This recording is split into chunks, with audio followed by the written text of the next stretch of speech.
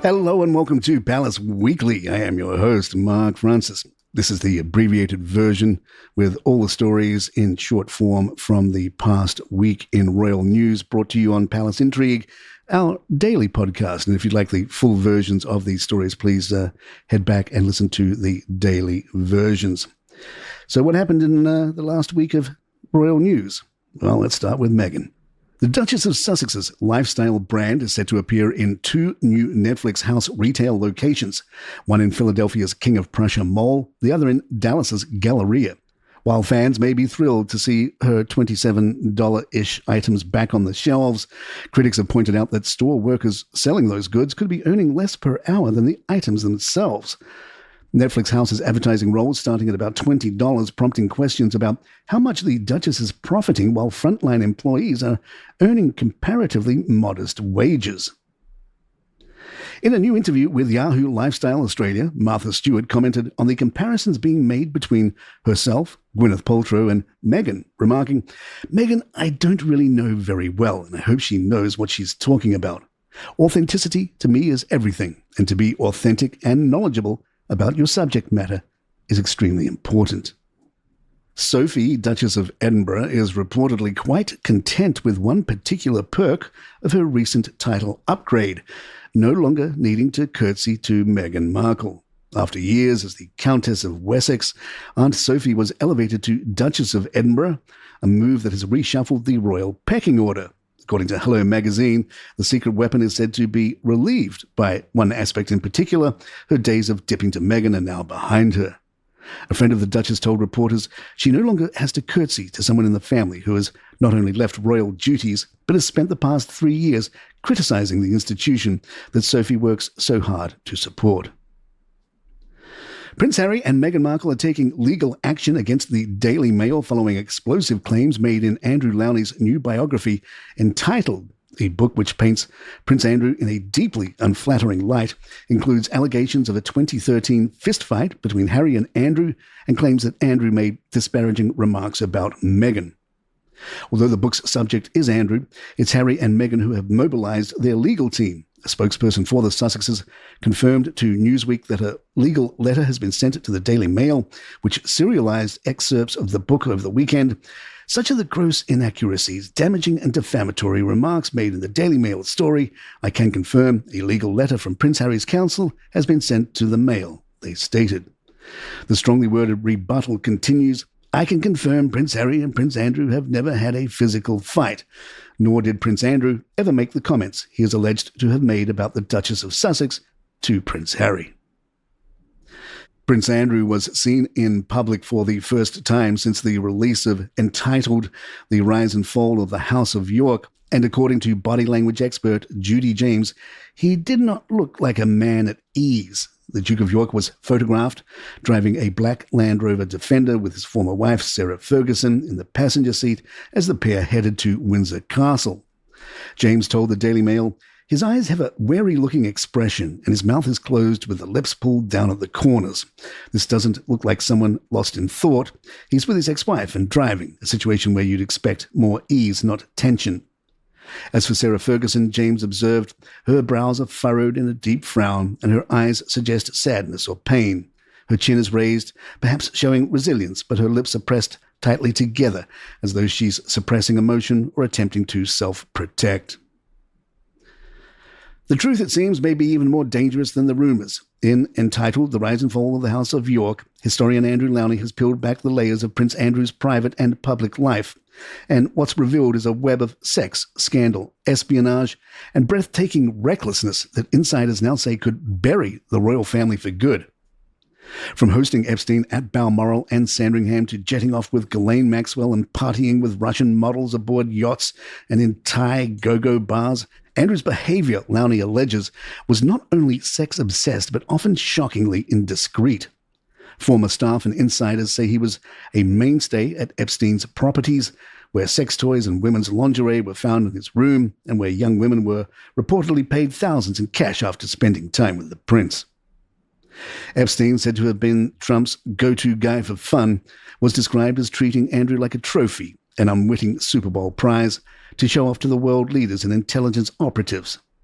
Lowney's sources suggest Epstein may have passed Andrews' secrets, possibly including compromising photos and videos, to intelligence agencies in Russia, Israel, and even Libya.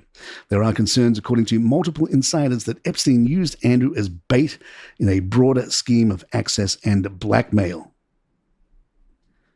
The nickname Randy Andy, first coined at Gordonstown, may have once sounded like roguish tabloid banter, but Lowney's account suggests it belies something far darker. From porn stars to politicians, actresses to aristocrats, Andrew's escapades span decades. During a 2006 diplomatic visit to Thailand, hotel staff reportedly witnessed more than 40 women cycle through the prince's suite in one weekend. A former model recalls being swept to Mustique for what she thought was romance, only to be discarded after 2 days of what she described as kinky requests. Back at home, staff recall predatory advances, crude comments, and a reputation so infamous that new employees were warned to avoid him altogether. Even masseuses hired for professional sessions were allegedly propositioned. A constant sex pest from the start, said one therapist who was allegedly subjected to relentless commentary about her body. Prince Harry has been cleared of bullying and harassment allegations by the Charity Commission following a bruising public row at Centre Bali, the organisation he co-founded in 2006. But the regulator didn't mince words in his criticism of how the internal dispute was handled, blaming all parties, Harry included, for letting a boardroom battle damage the charity's public standing. The dispute began earlier this year when 5 trustees and both founding patrons, Prince Harry and Prince Seiso of Lesotho, resigned in protest over chairwoman Dr. Sophie Chandauka's leadership. In response, Dr. Chandauka accused the group of bullying, harassment, misogyny, and misogynoir, allegations that sparked a Charity Commission investigation and widespread media coverage. Is it possible that Prince Andrew's book is just a psyop to get us to stop talking about William and Kate's vacation on the secret Saudi superyacht? The Daily Mail has remained on the case, reporting that Prince George's mystery craving may have affected their vacation. In the rarefied world of secret superyachts, one does not simply deny the future king his craving. As the family sailed from Kefalonia toward Zakynthos aboard a luxurious yacht, a tender boat was suddenly dispatched ashore. The mission, a mysterious specific dietary item requested by George. One insider told the Daily Mail, nothing extravagant, just something particular. Naturally, speculation ensued. What could a secret superyacht chef possibly not whip up at a moment's notice? Spaghetti carbonara, curry, ketchup, chicken nuggets, all accounted for. Yet the Zakynthos, as islanders were quick to note, is one of the few Greek isles with a McDonald's, conveniently located near the shoreline. The theory that George may have craved a Big Mac began circulating, unconfirmed of course, and the local franchise was quick to offer no comment.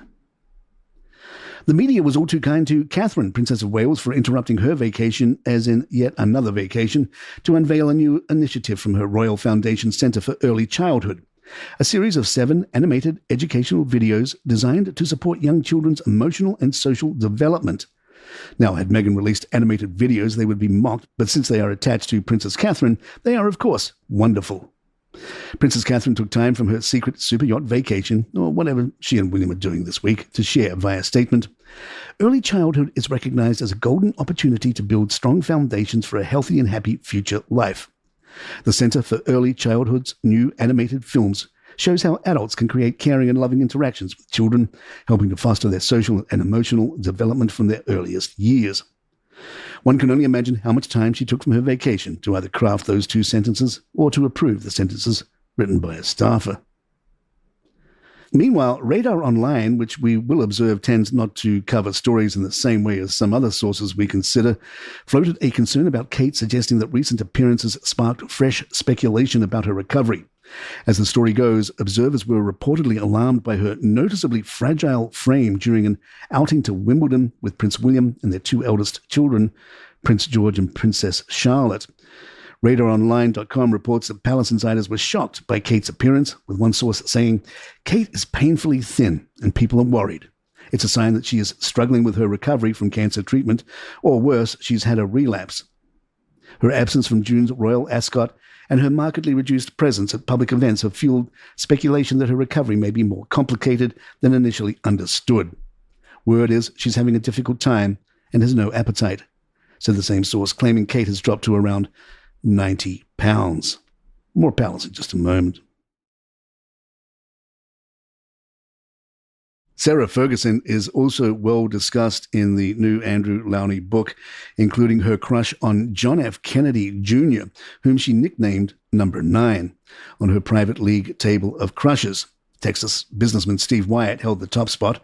After learning Diana had met him briefly, Fergie fumed. "He's mine. Why can't she just leave him alone?" Despite never actually meeting John, she reportedly spoke of him endlessly, collected photos, and constructed an elaborate fantasy around their imagined relationship. But the bulk of the book is less rom-com, more financial horror story. After her split from Andrew in 1992, Sarah plunged into extravagant spending with no apparent concern for reality.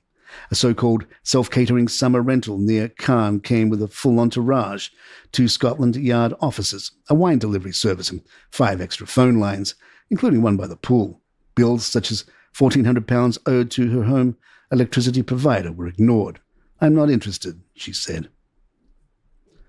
Sarah is also back in the business game, this time swapping palace engagements for parenting essentials as she ventures into the baby care market.